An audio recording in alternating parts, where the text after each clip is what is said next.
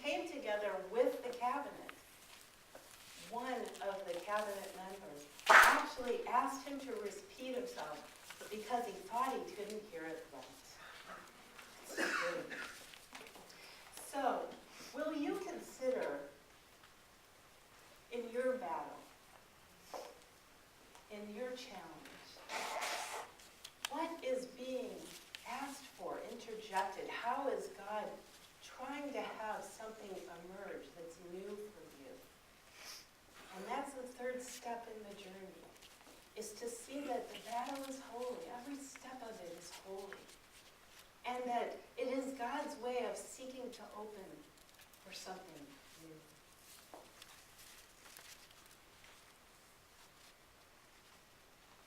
You know, one thing about being in the battle and looking for those answers is that sometimes it takes a while for it to come. And sometimes it's right in front of our eyes. And we're just afraid of it. Yeah. Can I really be good enough for what I think I'm being asked to do?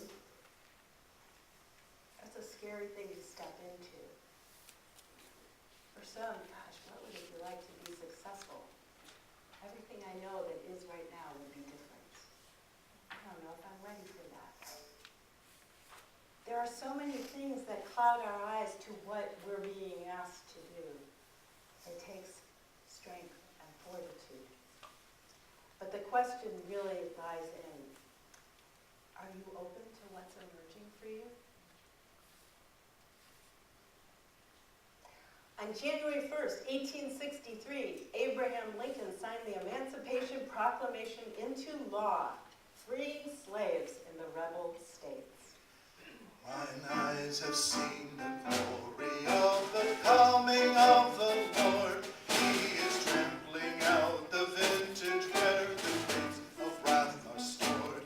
He hath loosed the faithful lightning of his terrible swift sword.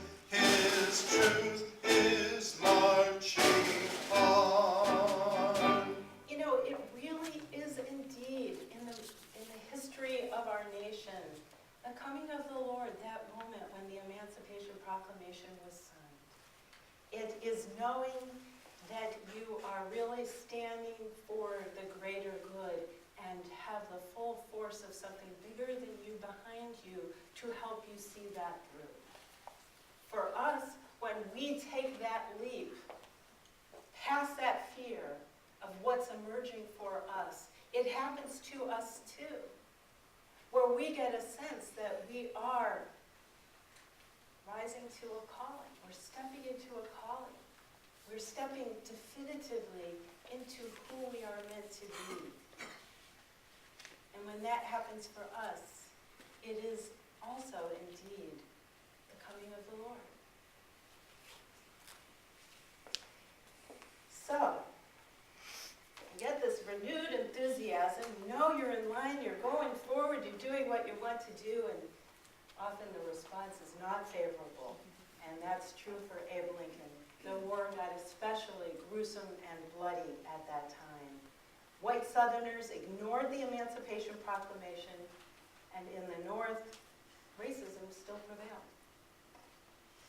But Lincoln stayed strong and kept focus.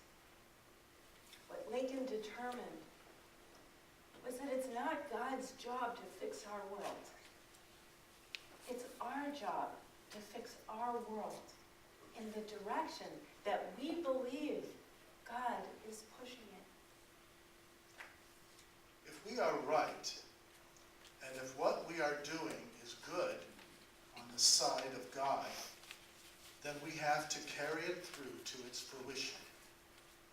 In the process of making the slaves free, we are freeing ourselves, and once we free ourselves, we can begin again. Step number 4 in the hero's journey.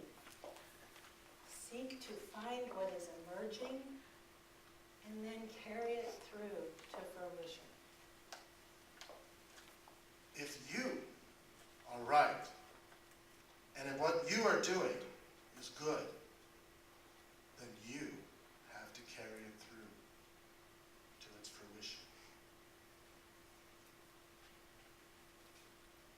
And you can do it. 4 years of war. 600,000 people died. Spring, 1860. Yeah, it was the bloodiest war in our nation's history. But spring, 1865, the North prevailed.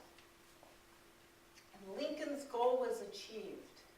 The nation stayed as one. But something so much more happened in this, with him going through this hero's path. First, he had a mystical experience.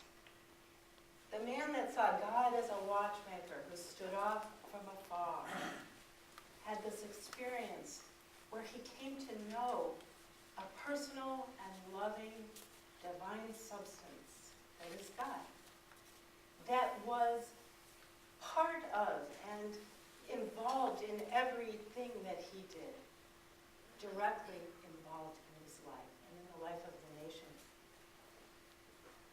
And then what happened is that he was personally transformed and saw things in a new way.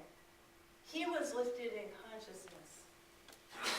And with him, the whole nation rose in consciousness.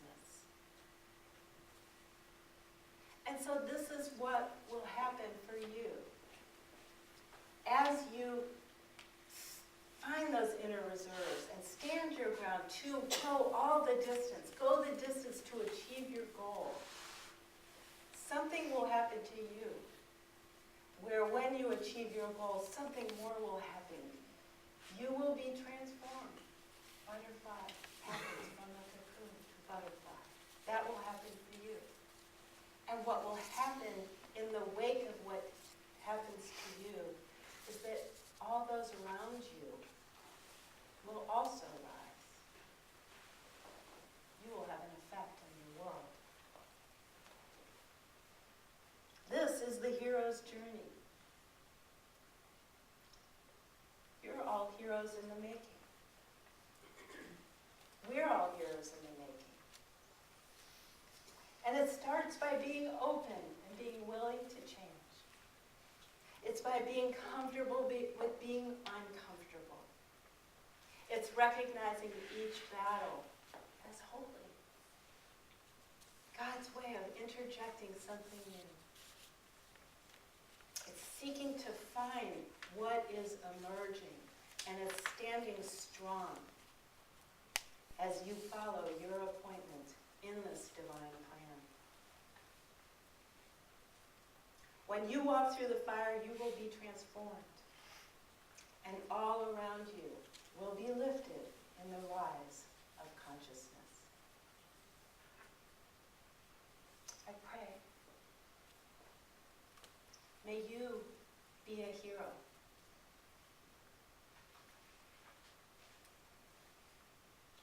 May the divine substance that is God work with you. May you know that the end will be such a victory that will make the beginning and the middle all worthwhile. May you each be a blessing.